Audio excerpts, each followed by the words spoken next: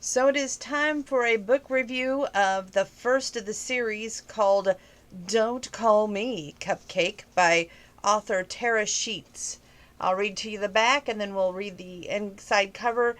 Unlike normal, I have not had time to paperclip this off, so we're going to have to search and hunt for the circled parts that I wish to share with you tonight. There's a very special kind of sweetness to life on Pine Cove Island. Most families have a favorite recipe or two handed down through generations. The Holloway women are a little different. Emma Holloway, like her grandmother before her, bakes wishes into her delicious cupcakes, granting the recipient comfort, sweet dreams of any number of good things. It's quite a strange gift, but it brings only happiness until the gorgeous, smooth-talking newcomer, Hunter Kane, strolls into her shop. Fairy Cakes and Emma makes the mistake of selling him not one, but 3 sweet success cupcakes. Hunter, it turned out, is opening a fancy new restaurant in the bakery right on the waterfront. Emma's competition. To make matters worse, the town committee has decided to split the upcoming summer festival contract between the two, forcing Emma to work with her nemesis. But she can't afford to split her profits. I'm getting tongue-tied. The solution? Create a recipe that will make Hunter leave town permanently. The Holloway charms are powerful, but there are other kinds of magic in this world, like red-hot first kisses, secret glances, and the feeling that comes with falling truly, madly, inconveniently in love. Okay, so we're going to read the inside cover and then start hunting for those circled pages. Chocolate and honeysuckle. We should probably get back, she said quietly. Probably. Hunter didn't move. He still held the wild rose in his one hand, and the other was hanging loose at his side, fingers itching to touch her. She took a shaky breath. Their eyes locked. With infinite slowness, he closed the gap between them and reached his arm around her waist, settling his hand on her lower back. He felt as though he were in a trance. Like everything else faded around them, and the only thing that he could see clearly was her. She was warm and soft, and touching her just felt right. A thrill shot through him when she didn't resist. He pulled her body flush against his, and she exhaled on a tiny sigh. Emma tilted her head back, and her eyes were half closed. Her breathing was shallow. The scent of chocolate and honeysuckle surrounded them, and the urge to taste her was so strong he almost groaned out loud. The rose fell to the ground, forgotten, as he wrapped both arms around her and lowered his head. Her eyes fluttered shut. When he lowered his lips to hers, she grabbed fistfuls of his shirt, pulling him closer for the briefest, most blissful moment, and she brushed her lips against his. The whisper soft of the touch of her mouth on his was just intoxicating, and Donna was tongue-tied by it. Anyway, he was drowning, and he never wanted to come up for air because it was heaven. Now, when you start reading a book like that, you want to read all 3, let me tell you, and I'm on the 2nd. So get prepared, because I think tomorrow I will be able to give you Don't Touch My Petunia book review, and then Don't Give Me Butterflies. So this book came out in 2018. It's to her mother, Rita, who always encouraged her to write fearlessly and follow her heart. And it's a beautiful book. Okay, we're searching for the circled pages.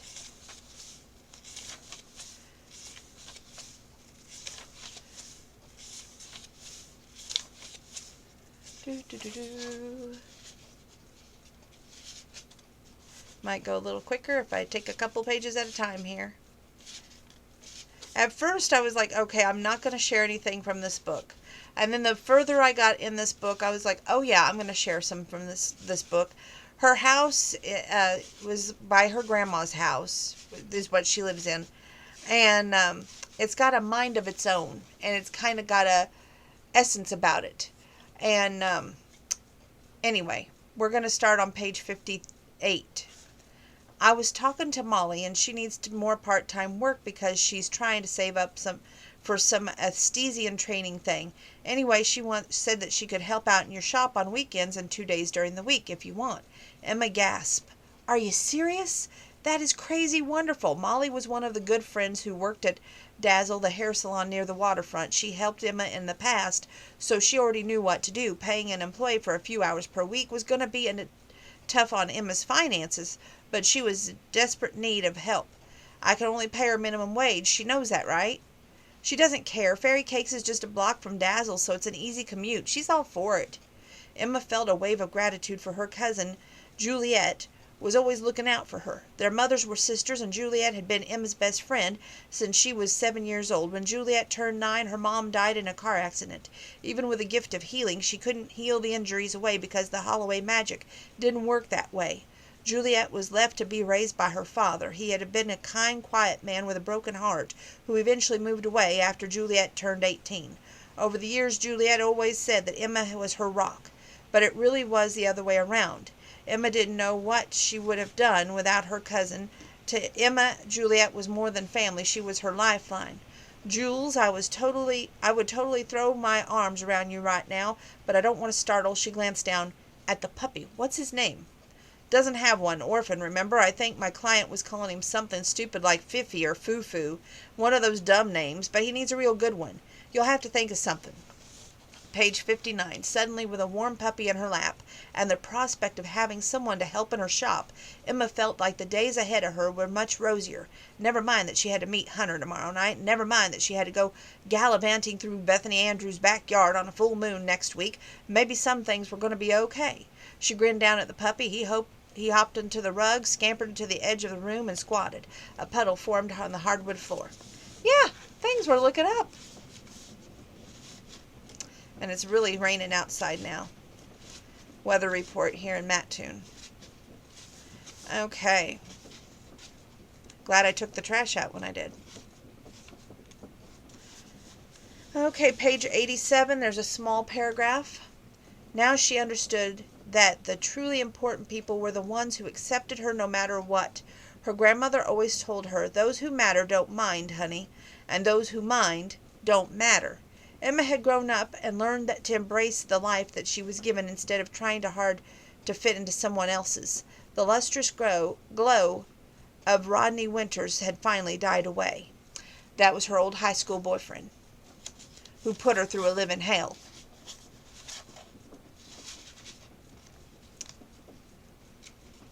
And with age, she got wiser and realized that he was a jerk.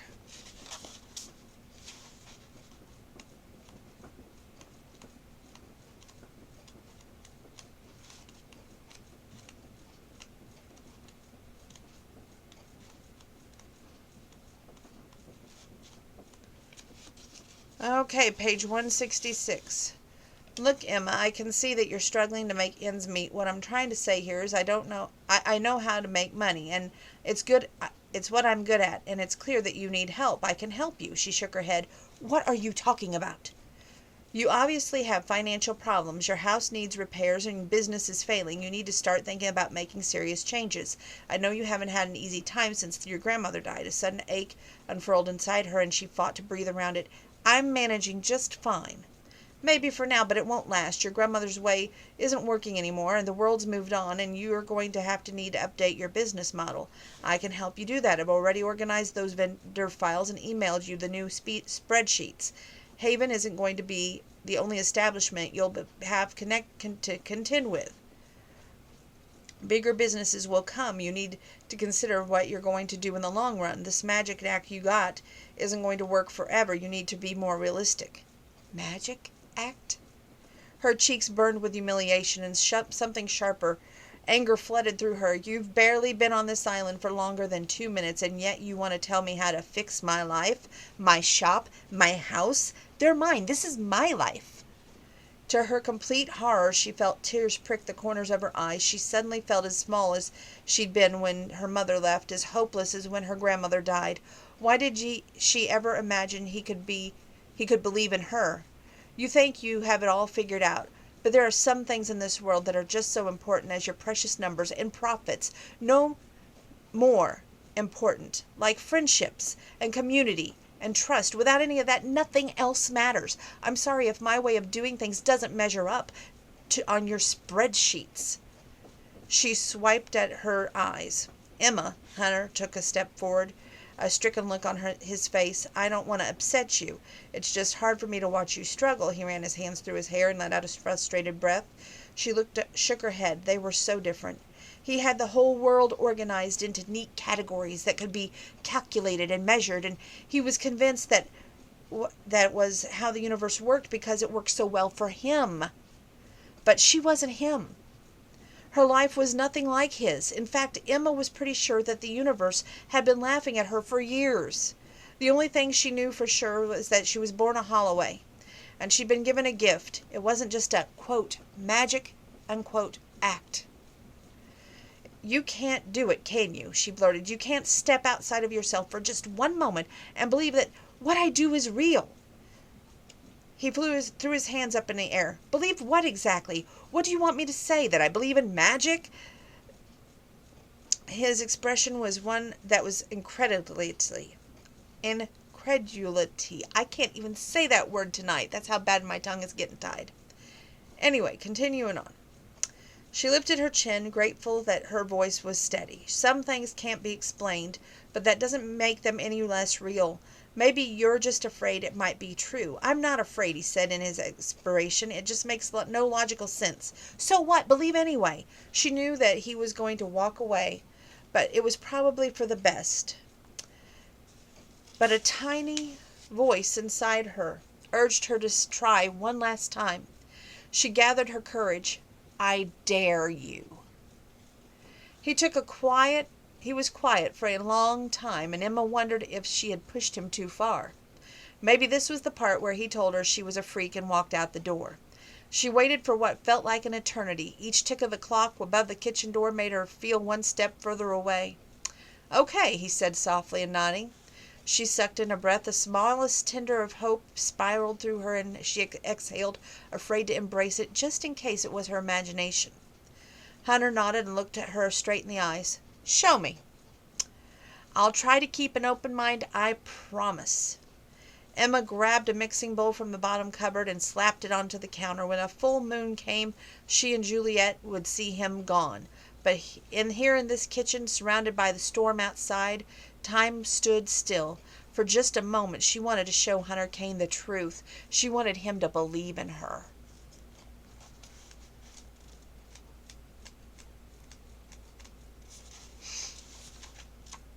And sometimes that's all it takes, is a little belief and a little hope in somebody else.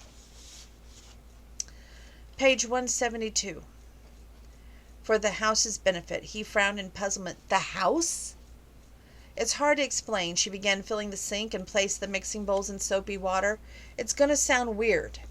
I can assure you that it won't be the first weird thing I've heard today. A mischievous humor filled his voice. And then Emma turned, wringing a dish rag in her hands. My house is sort of sentient. By fixing the weather, I was easing its distress. A door shut upstairs, and Hunter glanced upstairs toward the ceiling. It's haunted? No, that's not what Bethany Andrews would say, or small-minded people who are afraid of things they can't explain. But it's not haunted. There aren't any ghosts or anything like that. It's just opinionated. It always has been. It's in my family for generations. Just another weird Holloway quirk. She tried to laugh it off, but Hunter could see that she was afraid of what he would say. He suddenly saw the little girl she must have been. Once. Big eyes, hopeful, wanting so badly to be accepted it made the place inside his chest ache again. He laid a hand on her arm. Why are you telling me all this? I don't know. She focused on the dish towel in her hands, twisting it nervously. Her voice dropped to a whisper. I guess I just wanted you to believe in me. There's that thing again. Just wanted you to believe in me. He couldn't wait any longer. Hunter pulled her into his arms. Lightning but hot energy seemed to radiate outward, fusing them together. None of what he had just witnessed made any logical sense, and he couldn't care less. In this moment, with her in his arms, all he could do was believe. He pushed her up against the counter and kissed her slowly, savoring the sweet taste of her, the softness of her skin, the unbelievable feeling that everything in her felt so right. The overhead lights in the kitchen dimmed when winked out of the back door swung open to let the puppy into the garden. Soft music began to play on the living room speakers, and all the curtains in the downstairs window drew quietly closed. It was odd, to be sure, but with Emma in his arms, Hunter just didn't care. And that was page 172 and 173.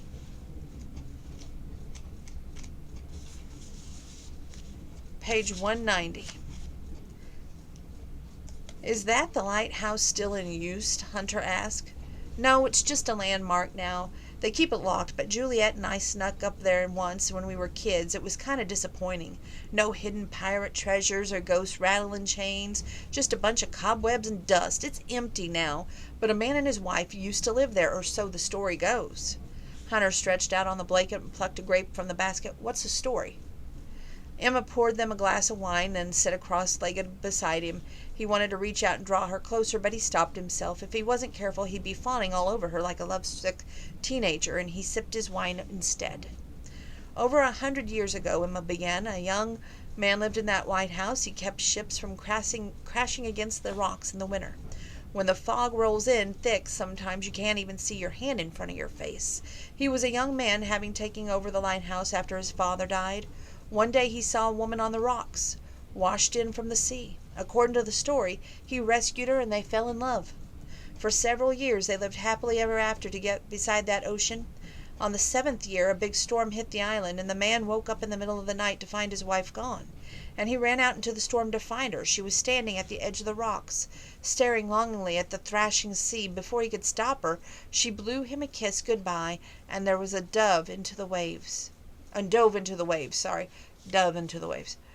By the light of the full moon, he saw her come up for air several yards for the shore, but she dove up and down out of the waves, and that's when he saw her pearly, shimmering tail. She was a mermaid, and the ocean was calling her home. For the rest of his life, the man lived in that lighthouse, always watching the horizon, always hoping she would return.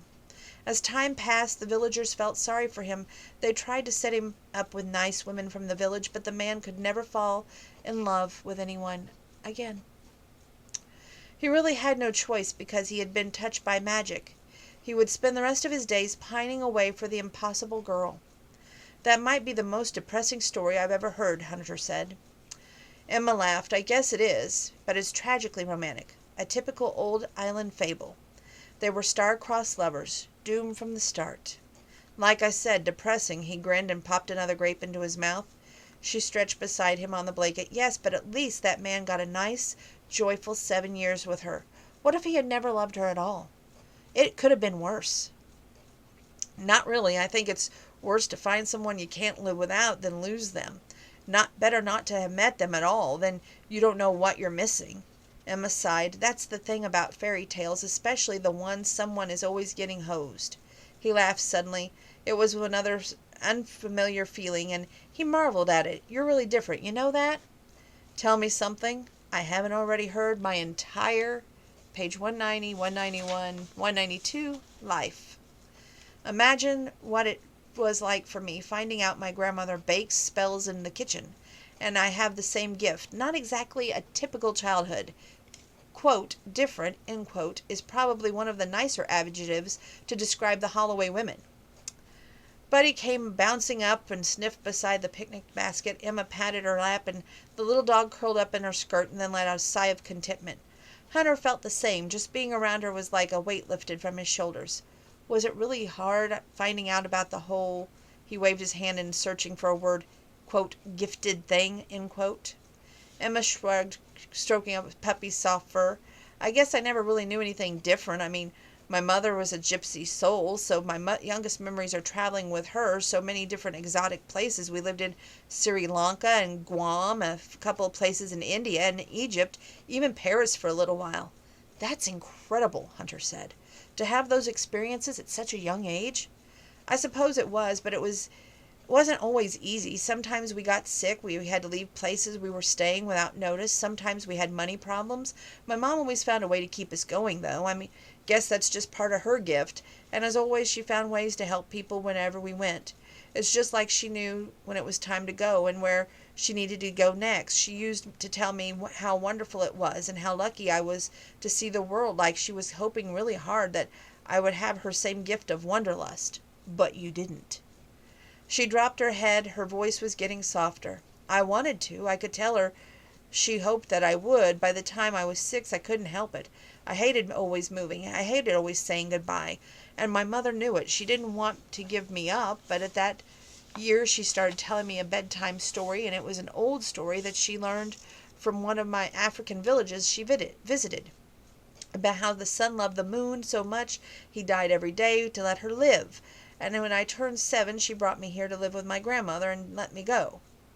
I didn't want her to leave, and she didn't want me to move on without me. But she wasn't going to keep me from my own life's path.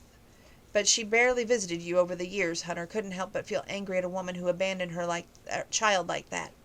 True, Emma said. And when I was younger, I resented her until I really grew up to understand what Holloway gifts meant. It's not just a preference, it's a calling. There's no happiness unless you learn to embrace it. Hunter wasn't sure he agreed, but she was an angel of forgiveness, this one. So your grandmother raised you. Yes, it was always me and her together. Emma stared out at the ocean. Then a couple of years ago she got diagnosed with cancer, stage 4 melanoma.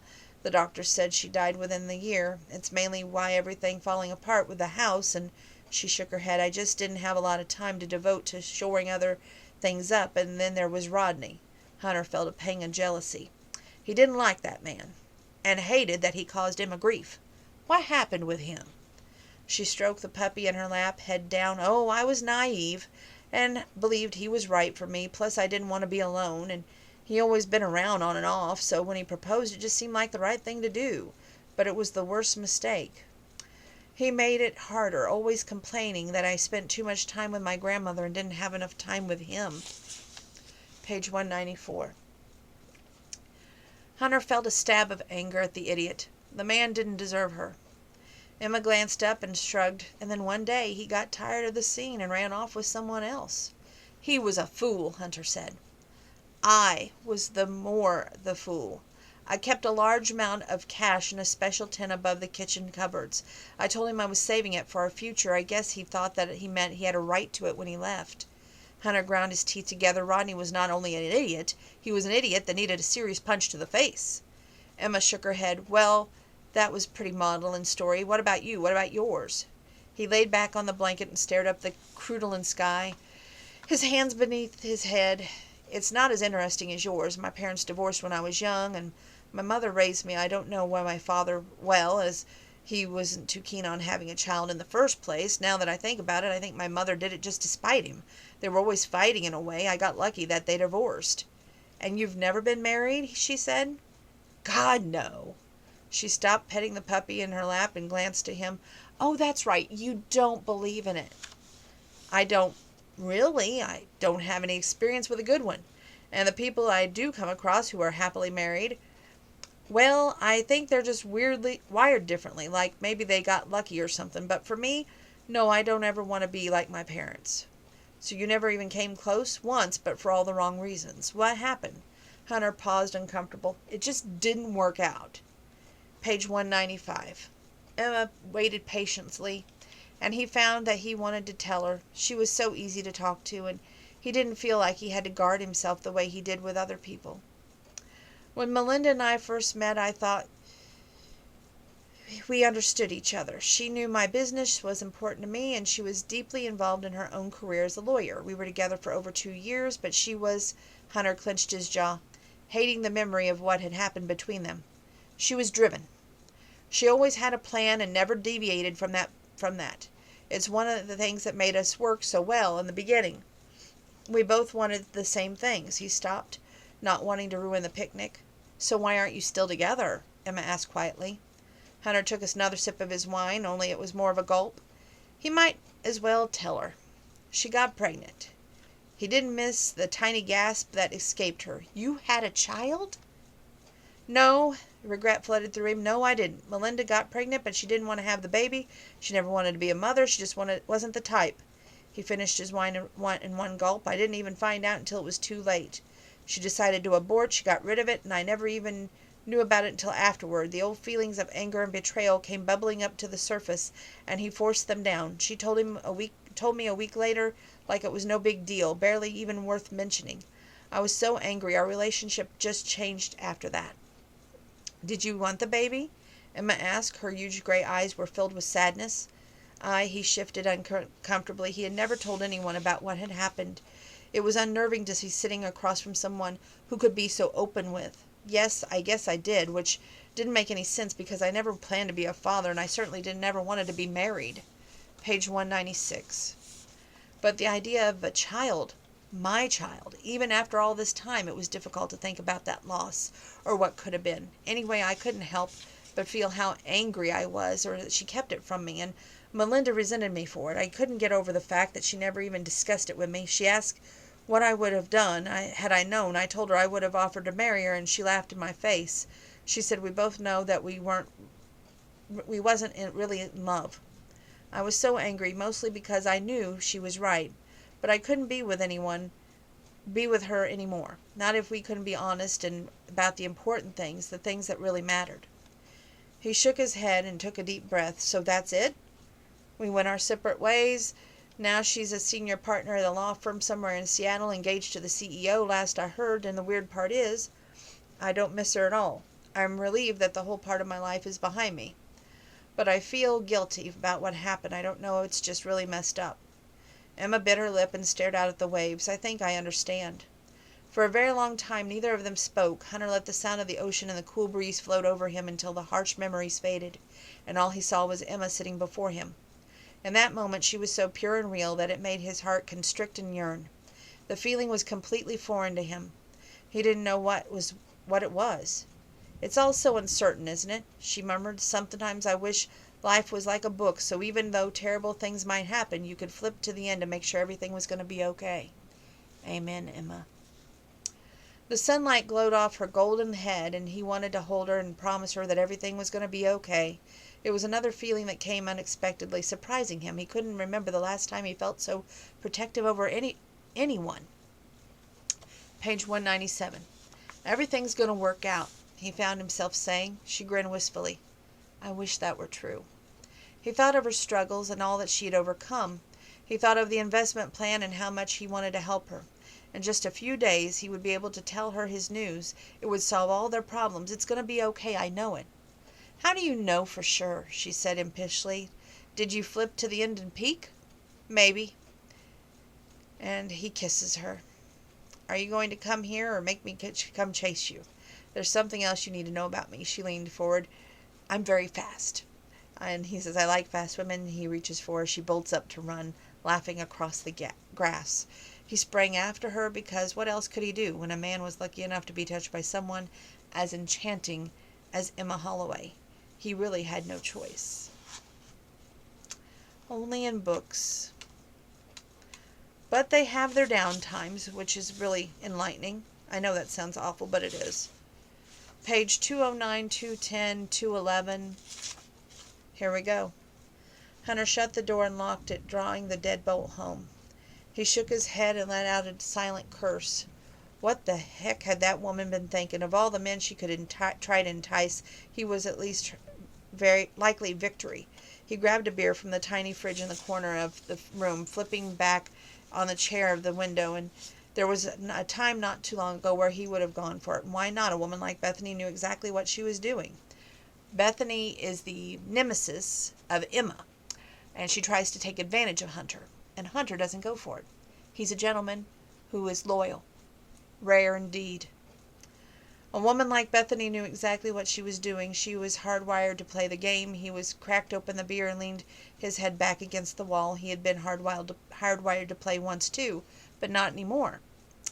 All the thoughts strayed to Emma, soft gray eyes that filled with mischief, laughter that made him want to kiss her until that same laughter flowed inside him, filling up with the empty space as he took a sip of the beer and closed his eyes. What was happening to him? He couldn't get her out of his head, and it didn't even bother him anymore. When he wasn't with her, he thought about her, and when he was with her, he felt like everything just faded out in the background, and he was exactly where he was supposed to be. Emma was feisty and generous and kind and caring, and she was giving and honest and impossible. Hunter just shook his head. It was all just so impossible. Magic? That whole idea was illogical and ridiculous, but he didn't just give a damn anymore. He was going to accept her for who she was, a delicious, glorious, fascinating mystery. The barest hint of a smile ghosted across his face as he pictured her mixing up cupcakes in the kitchen. She was so open with her feelings he hadn't expected to share so much of his past with her, but it all tumbled out as easy as breathing. Because of her, his past troubles in Seattle were just a faded memory. She was the closest thing he had felt to what? Hunter stood and began pacing the room, not to think too hard on it. He cared deeply for her, and he had grown to trust her. That's all that mattered, and now that Sam had finally given him the news that he'd been waiting for, it was time to let Emma know. He wants to buy the whole front where her shop is and make things better, but it's going to cause Emma to be working for him, not owning the shop, and that doesn't really set too well with Emma. A thrill of anticipation shot through him. All she did was help other people. Her calling in life was to inspire happiness in others. In a short few weeks that he had known her, she had made a positive impact on him in ways that he hadn't believed possible. Now he had a chance to help her attain everything she needed, and he couldn't wait to give her a little bit of happiness back. I'm telling you, men don't exist in the real world like this. It's only in books and movies. I guess it's because some of us are not a size 0 to experience that happiness. Page 215, 216, 217, 218, 219, 220, 21, 22, 23, 24, 25. Good gravy. Anyway, just some pages. Emma walked into her house and locked the door gently behind her. She leaned against the wall and tried to ignore the tears leaking from her eyes. Rodney had always hit every insecure nerve inside her, and even though through the years had passed, that hadn't changed. When she was younger, she tried hard to be loved. She wanted to belong and to be surrounded by people who accepted her. For a while, being in Rodney's limelight had felt like she had achieved it. But it wasn't real. It had never been. She was living his life, pretending she belonged. Now, after sending him away, he was still managed to bring back all those insecurities, but something fundamentally had changed inside her. She was no longer that little insecure girl that she used to be. Ever since Hunter had come into the picture, she knew what it felt like to be genuinely accepted for who she really was. She knew how important it was not to sell herself short, not to settle for someone else's life when she could live her own. Emma gasped. It was like she was coming out of the ocean, being underwater for a long time. Suddenly she recognized the truth for what it was. She loved Hunter Kane. It was simple and it was complicated as that. It wasn't what she planned, and it wasn't what she initially wanted, but there it was. She loved him, and no matter what the future held, maybe it was time to let him know. Hunter spent the evening overseeing the last finishing touches at Haven. That's the restaurant he owns. The glass fixtures had finally been installed, the counters were polished, and after seating looked perfect, they were all waiting on the bakery oven installation, and there had been a last-minute hiccup, but it wasn't going to be a problem. The rest of the kitchen equipment was primed and ready, and the ovens in the bakery would be ready for the day before the festival, at the very latest. For opening day, he was shipping in pastries from a warehouse bakery supplier in Seattle. Emma had advised him against it, saying it would be better for the businesses to connect with the people using Haven's own products. She even said it was more personal that way, but he knew what he was doing. It would be at least less hassle until he had the portion of his staff cemented. This was the least problematic way to go. He watched the contractors leave for the evening, feeling a fierce sense of anticipation as he surveyed the gleaming surfaces, the warm leather booths, and the chilly glass art fixtures. Everything was falling into place exactly as he anticipated. After weeks of talking to Sam Norton, the old man had finally agreed to sell Hunter the waterfront. It had been an odd conversation, one that had more to do with Sam's reasoning for loving the island and wanting to preserve its culture, but it all made sense to Hunter now. He had been on Pine Cove Island a short time, but knowing Emma had changed him in ways he wouldn't have believed when he first arrived. Tomorrow he was going to ask her a very important question, a question that would change her life in amazing ways, he hoped. He'd been looking for a person to manage his bakery, and she was more qualified than anyone he knew. Of course, he'd offered a top chef's salary, enough money to solve all her financial problems and give her the freedom she deserved. He smiled as he turned out the lights and locked the door. Everything was going to be perfect. Well, we don't have long to go, so we'll see if I have much steam in the old engine. I wanted to get a workout in tonight, but we may have to put the workout off for another night, and I don't want to do that, but we'll see what happens. Page 218. I had something I want to say. His voice was serious, full of intent. A jolt of excitement shot through his entire body. Oh my God, what was this? It had to be something big. Maybe he was going to tell her he loved her. Maybe she wouldn't have to be the first one to say it. Page 19. What is it? She whispered. Hunter draped his arm around her shoulders and pulled her closer. Blah, blah. Emma, you know how I feel about you. At least, I hope you know by now. She couldn't help but the tiny smile that lifted the corner of her mouth. He seemed so nervous. I think so, she said. I want you to know I think you are the most amazing, talented, beautiful person I've met in as long as I can remember. You're a great help to me with the upcoming festival, and I know things have been hard for you these past couple of years. Hunter put his wine glass down and took her hand into hers and did the same. He held her hand and stared again at their clasped fingers for a moment. Emma, he began. She couldn't breathe. Don't faint. He was going to say something wonderful. This was big. She could feel it. Yes, she sat up straighter. Was her hair frizzing? Never mind that, who cared?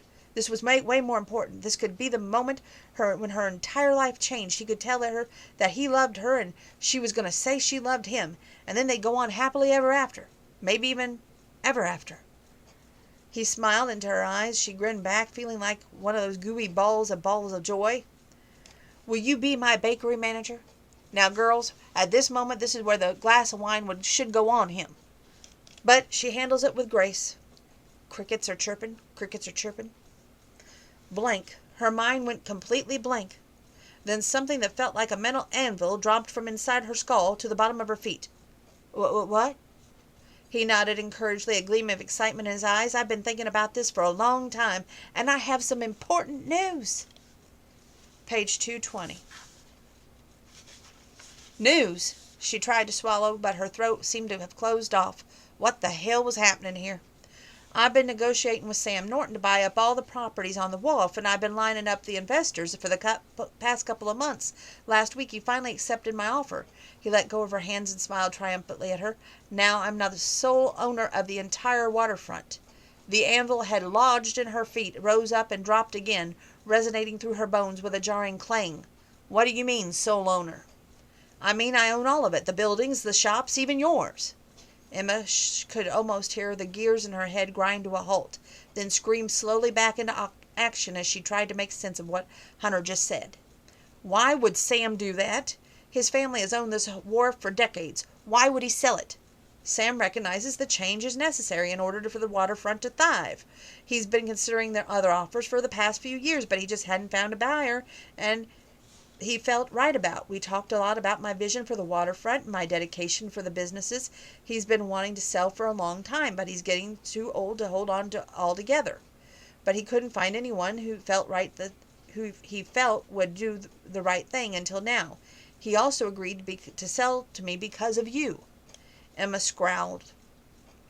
None of it makes any sense. She felt like she was spinning end over end with no gravity, nothing to grab onto. What would I have what would I have to do with his decision? My agent has been negotiating with Sam for a while now, but Sam has been reluctant to sell because I thought I was going to modernize everything and not preserve the integrity of the island, but he's been watching all the upgrades I've been implementing, and he saw how much better the waterfront looked. He also saw us together, and Hunter glanced down at his hands, pausing. He said you were the heart and soul of Pine Cove Island, just like your grandmother before you, and that you deserved to be happy. He hoped my new plans would give you what you needed. Page 221. A wave of mixed emotions washed over Emma. She couldn't believe Sam would sell this property his family had owned for many years just to make her happy. Why would he bother? I don't understand. Why would Sam do that for me? I don't know the specifics, but I believe there's a story between him and your family. The important part is that he wants Pine Cove Island to be the best it can be, and so do I.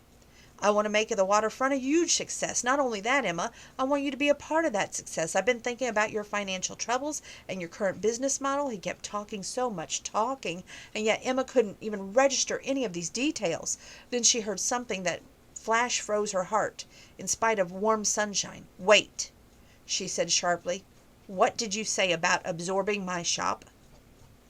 He nodded encouragingly. I was thinking about how your business could improve, and I know its close proximity to my building isn't the best location. Anyway, I've done the research, and I think it would be an excellent move on your part if you let your shop go and came to work at Haven. I would pay you the highest salary, more money than you could ever make running your own place. You could still make your baked goods and sell them at the cafe. Think about it. A tiny fissure formed at the edge of her frozen heart. You would have all your debts paid, he continued. Page 222. And you could afford to make the necessary repairs to your house. You wouldn't have to worry about running your shop anymore because you'd have your whole staff underneath you at my cafe. You want me to give up my shop? Just think about how much easier your life could be, he urged. I can help you, Emma. This arrangement would be perfect for both of us. You know I'm crazy about you, and I want you to continue seeing you. I won't be able to live here permanently, of course. I have too many business obligations to oversee in Seattle, and I'm planning to expand onto the other islands once this place is settled, but I would come back and visit you all the time.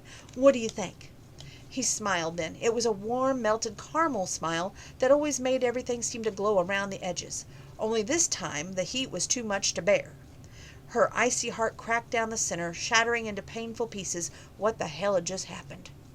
You, she drew a dragged breath, you want me just to give up my shop? Doubt flickered across his face as though he started to catch on to something that wasn't right. Emma scooted away to put some distance between them. The entire world seemed to tilt on its axis, and she steadied herself on the edge of the boat. He didn't really understand her at all, did he? Hunter looked lost. I thought you'd be happy. I was keeping my acquisition a secret so I could surprise you. Don't you want a bigger salary? Enough to fix your house? That's what this is all about for you, isn't it? The money. It never occurred to you that what I do, how I live, is my choice. That shop is a part of me. It's who I am, Hunter.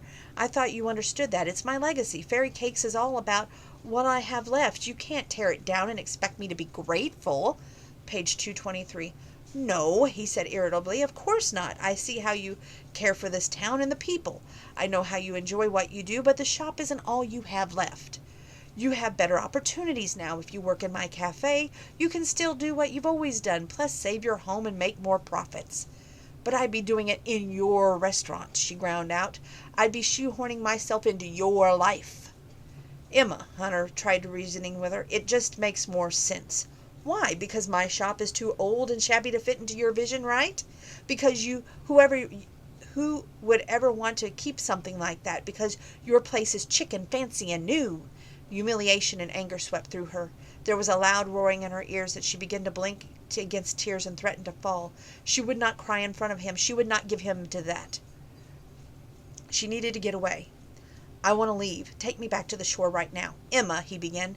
Right now. She clenched her jaw, hugged herself, and staring out at the clear blue water, the endless ocean that had seemed so gorgeous just a few minutes ago, seemed cold and unfeeling. The breeze ruffled her hair on the heated neck, and she almost felt nauseated. A painful lump had formed in the back of her throat, and no matter how hard... Peanut, what are you doing? Peanut, babe. Sorry, gotta take a break for Peanut. Okay. She swallowed. It wasn't going away. The worst part was that even though she would just give up her shop so easily, the worst part was that he said afterward, I want you to continue seeing you. I would come back to visit you. She was an idiot. A complete fool. How could she have thought he was going to say he loved her? How could she have been so stupid? This is page 224, by the way. Hunter stared at the engine, maneuvered them toward the shore. His profile was hard and bleak in the late afternoon sunshine. When the boat deck came into view, she tried again.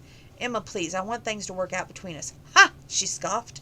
She could feel the hot tears brewing in the corner of her eyes. "You care so much for me that you'd like to, quote, continue seeing me, end quote, whenever you come into town. You want me to be your booty call, right? How noble of you." She could hear the bitterness in her own voice. She hated it. "How lucky for me." If he thought for one moment that she was going to spend the next few years of her life waiting for whenever he decided to come visit, then he was as clueless as he once believed the locals to be. Emma had spent her entire childhood wondering when her own mother would breeze into town, wishing that her mother would love her enough to stay. And look how that worked out. She would never willingly go there again. "It's not at all like that. I do care for you," he said in obnoxious frustration. "Emma, I'm trying to help you fix all your problems because of how I feel for you. What do you want? What more do you want from me? Is it so wrong that I want to keep seeing you? I thought that we had something good here." She shot him a look. "So did I. I thought that I meant more to you. I thought that we could." She hugged herself tighter. "You thought we could." Emma ground her teeth together. There was no way in hell she was going to say it out loud. "I thought we could love each other, stay together, and maybe someday get married and have a family and be happy all the time, and all those things I ever dreamed would come possible." "Yeah, girl, well, let me tell you, they don't work out that way. In the real world." 2:25. A strange expression stole over his face as if he had read her thoughts. She turned away and then focused on the shore. From the corner of the eye she could see him watching her again. He was quiet for a long time, as though unable to say what hung in the air between them. He maneuvered into the boat and to the dock and cut the engine. "Emma, I can't. I'm not." Humiliation scorched a path from her neck to her temples. "You don't have to say anything." She quickly stood and started to climb onto the dock. He reached out to stop her. "Please," he said quietly, "I'm not cut out for that kind of life. I wouldn't be any good at it. I wouldn't even know where to start." Emma avoided his eyes and struggled out of his grasp. She would walk away now, take the high road and all that. But the high road was so unappealing, less oxygen up there, for one thing. She turned to face him, forcing her voice to remain steady. "Well, then I guess you should just stick to what you're good at. Go make your money, Hunter. Just don't expect me to fall neatly into one of your spreadsheets, because maybe you don't believe in anything except money, but I do. I want more, and I deserve more." Tears pricked the back corner of her eyes, threatening to spill. She gave up everything trying to fight it, but what did it matter any more? "And you may not believe in love and marriage and family and all that fairy tale stuff, but I still do. Maybe I've never had it. Maybe I never will. But I still choose to believe in it." She spread her hands wide. "And wouldn't I, right? I mix up magic spells. I'm a fairy tale." She climbed out into the dock and swiped out hot tears that now slipped down her face. "Thanks for your stellar offer, but I'm going to have to decline. I'm sure you think that's crazy, but hey, I'm just a crazy Holloway." "I never said that, damn it." A muscle clenched in his jaw. He was now angry. "Good! Maybe it was better that way. If he tried to be nice to her, it would only make it harder." Page 226. "I don't want to see you any more, Hunter. I want you to leave me alone." "Emma, don't say that." His voice was raw with emotion, but she couldn't allow herself to empathize. All she could think about was getting far enough away before she could fall apart completely. She kept her head high as she strode down the pier. Every step was pain, but she forced herself to put one foot in front of the other. He called after her again, but it was only made her walk faster until she felt running. Down the wooden planks that led her to a grassy path beyond the whitewashed picket fence that gleamed shiny, the new in the sunlight, past the scrubbed sidewalks and the freshly painted shop signs. The sky was still impossible shade of blue, and everything around her sparkled like diamonds in the sun. But inside, Emma was barren wasteland. Inside, she was crumbling to dust. Okay. This is one of my favorite books, can you tell? Page 228. "Oh, I don't know about that." Sam sat down slowly, and that way older people do, as if bodies had to negotiate through a series of steps before it could settle. He pulled a brown paper bag from beneath his jacket. The seagulls flocked to his feet in a frenzy of flapping wings. "I heard you talk to Emma yesterday." Hunter clenched his jaw. Freaking small-town gossip. News traveled faster here than responders to a 911 call. He should be pissed off at the islanders, but he only had himself to blame. Somewhere around his third beer last night, he remembered mentioning to James, that bartender, about Emma breaking things off. Who else knew about it? Sam let out a low, gravely laugh. "Oh, just about half the people in this town, I suspect." Hunter shook his head and stared out across the water. Sam opened the sack and pulled out a slice of bread, his arthritic hands tearing equal pieces one by one. He tossed them to the birds, taking especial care to throw some to the runts on the outside of the group. It's a good deal, Hunter blurted. Sam glanced up but made no reply. It would fix everything for her. I offered her a salary that a lead chef would be happy to take. She'd be able to fix her house. She could still bake the recipes she loves. She'd even have creative control. He ran his fingers through his hair. I don't get it. She threw it in my face like it was a terrible offer. Now she won't even answer my calls. Page 229. Sam nodded and continued feeding the birds. Some of the larger gulls, having been sated from Hunter's previous feeding, began to drift away in the disinterest. The frenzy had died down once they realized there was plenty to go around. She was so mad, Hunter said after a long moment. She said she didn't want to see me anymore. A hollowness unfurled inside his chest when he thought about never seeing her again. Everything was so messed up now, and he didn't know how to fix it. She didn't like the idea of having to sell her old shop. I mean, I get that. She doesn't like change, but anyone who can see her shop days are numbered. Working for me, she wouldn't have to worry about outdated equipment breaking down. She'd have all the ingredients she needs for her recipes. It'd be freedom from worry. Everything would be perfect. Sam looked sideways at Hunter. Perfect for her or perfect for you? Hunter scowled at the rocky shoreline. Okay, he said, nodding. Sure, it would be perfect for me, too. Emma would be a great manager. Any fool can see that. Her skill in the kitchen is second to none, and I'd be lucky to have her on my staff. So, yeah, she'd be great for my business, but that's not the only reason I want to help her. I truly care about her. Once Haven is up and running, I need to move back to Seattle. I have other investment plans. I'd probably start my next project, but I want to keep seeing her. I offered her everything I could, and she turned me down. For a long time, neither of them spoke. The only sounds were occasional cries of the gulls and the waves lapping at the shore. So let me get this straight, Sam finally said. You offered to take her away from her own shop and let her work for you in yours. You'd give her a bunch of money to run your new place while you moved back to Seattle. You said you'd swing by from time to see her, and she wasn't interested, huh? Sam set a piece of bread on the bench next to Hunter and then upended the paper bag at the scattered last of the breadcrumbs. You don't say. Page 230. Hunter sat up straighter. Look, I'm an investor. I don't have any room in my life for anything else right now. I have things in my life I need to oversee in Seattle. It's my home base. In my experience, home isn't a where, it's a who. Hunter opened his mouth to reply, but closed it. He leaned forward, elbows on his knees. What was Seattle to him, other than a place to run his businesses? He owned a penthouse in a prime spot overlooking the Puget Sound, but he had very little ties to the family. Both his parents were estranged. His mother was always traveling to Europe, and his father living on the East Coast. They rarely spoke. Even on holidays, aside from a few business partners, there really wasn't anyone waiting for him back in Seattle. Sam heaved a sigh and tucked the empty bag back into his jacket pocket. You're young yet, he nodded. I remember what that feels like. But life is really just a bunch of these little windows of time. These collisions that we have with other people who affect us in some way. And we affect them. Sometimes these tiny moments can change everything in wonderful ways, if we allow ourselves to act on them. He stared down at his gnarled hands. But most of the time, we don't see a moment for what it is, and we go careering off in other directions. And then one day you wake up old and you look back and say, holy smokes, that was a moment. I should have done something. But it's too late. That, my boy, that is what they call regret. I know it well. Don't be like me. They sat there in a silence for a long time, and Sam began to rise.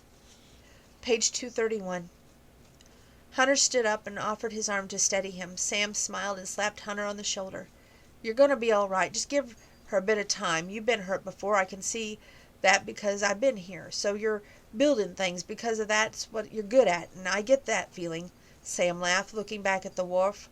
That you're really good at it. Just think about what you're building for. That's good. Hunter watched Sam go with a sinking feeling in his gut. He knew what Emma wanted. He wasn't a complete idiot. A woman like her was worthy of so much more than what he could give. Dropped on her grandmother's doorstep as a child, abandoned by her mother, never knew her father. Someone like Emma thrived on her relationships with others, connections, roots, family. All of that was important to her as breathing. It was no wonder she had balked at him when he suggested to keep seeing each other after he moved back to Seattle. The fact that he was asking her to be in a long-distance relationship went against her whole nature. Her own mother had breezed in and out of her own life whenever she wanted. Of course Emma would want more than that with him. She deserved more than that. Hunter ran his hand through his hair and groaned. He'd been a fool. He needed to talk to her, but Sam had warned him to give her some time. And maybe he should. The last thing he wanted to do was screw things up further. He took a last piece of bread Sam had left on the bench and began tearing it into small chunks, doing his best to toss it to the birds evenly.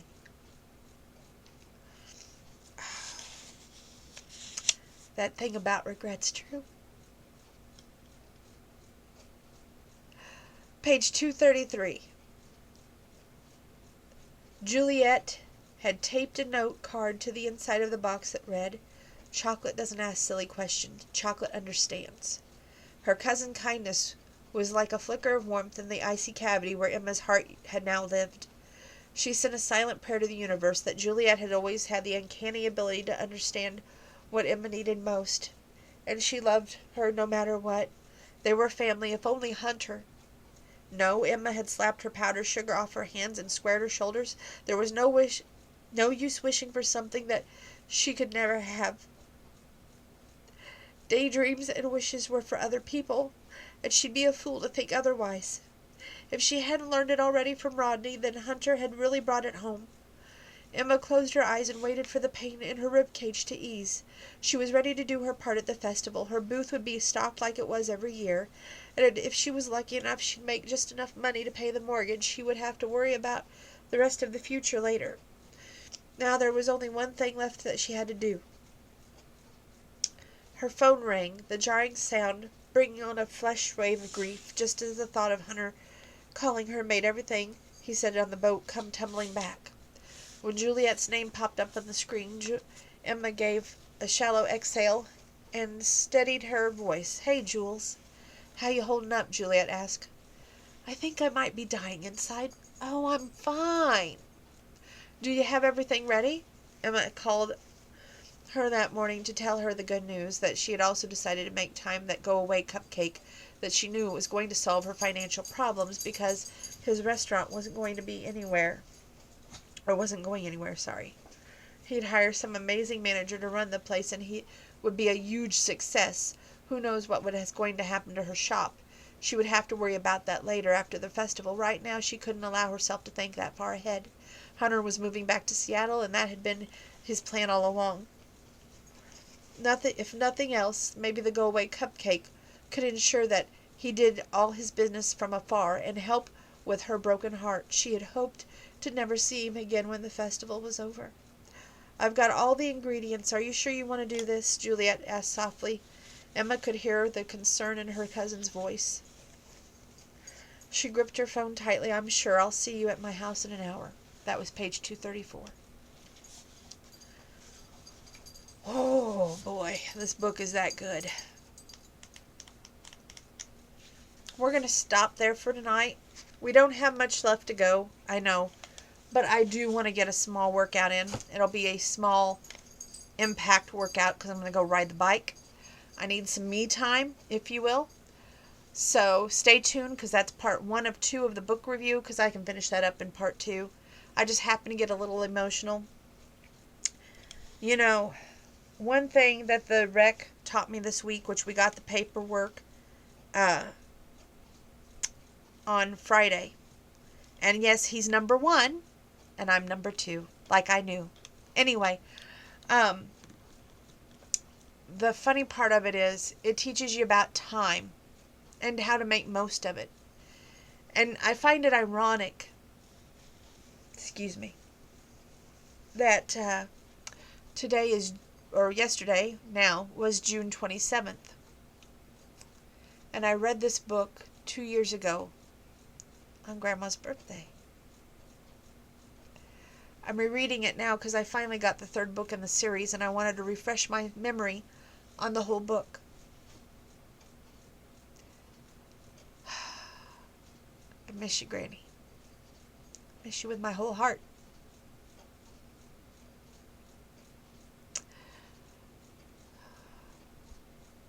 so many things I miss about you. But the one thing that I regret the most is you didn't get to see me walk down the aisle, marry, and have great grandkids.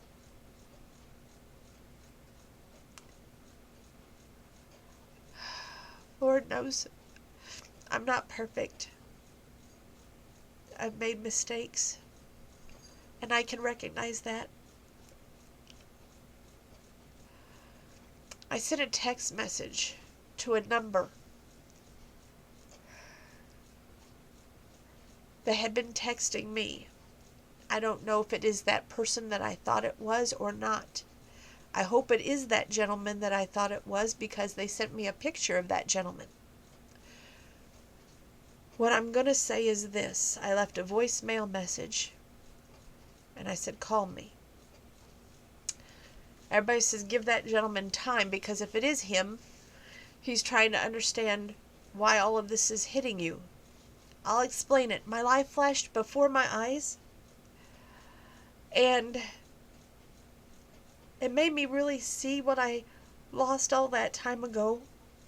Maybe I was too open, maybe I was too honest about my past relationships, but I was scared and I was fearful of love then, just as I am now.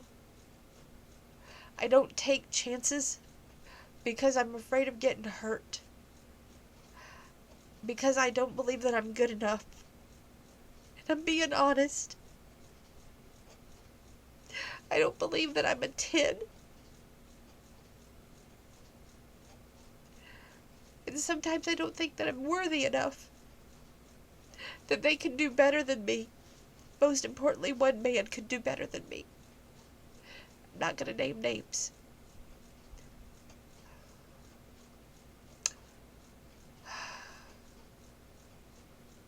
Just my heart never moved on, if you will. Maybe I'm stupid, maybe it'll never happen, and maybe my heart will always have to be in books. Maybe I'll have to live vicariously through books. That's my sad life. Anyway, I wish you all the best. Stay tuned for part 2 tomorrow night. I promise I'm going to try and get myself where I'm not crying through the second part of this book, okay? God bless.